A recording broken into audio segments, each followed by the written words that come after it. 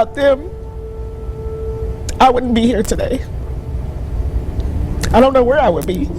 Emotional words from LaToya Triggs, a mother of 4 who was at her breaking point and felt as if she had nowhere to turn. Janelle and Aaron are angels. They saved my life. They gave me hope again.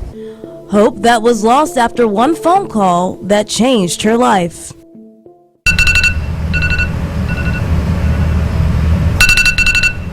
On New Year's Eve of 2018, LaToya received the news that her 16-year-old son was murdered while out shopping with his high school sweetheart.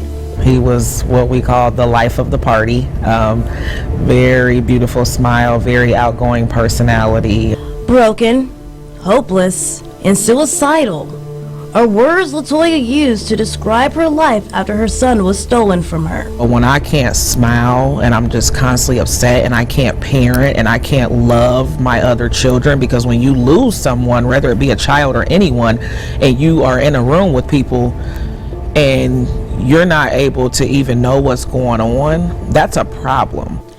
Tired of losing her battle against depression and wanting to move forward, LaToya sought the help of Courageous Healing, a nonprofit organization that was created by Janelle and Aaron Lane, 2 Fort Wayne residents aiming to make sure everyone in their community has access to mental therapy. According to the American Psychiatric Association, rates of depression are lower in blacks and Hispanics compared to whites, but mental illness is more likely to continue in minority groups. Why?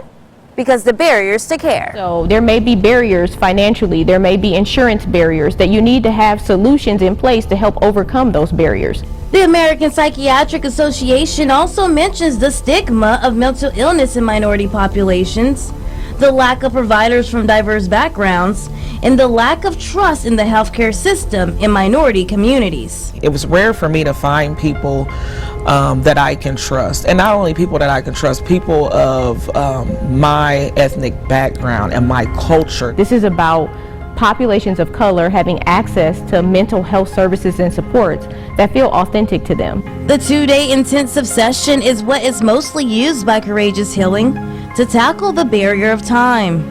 They're literally working around the clock, or they may not have 2 parents in the home, they may not have extra support systems.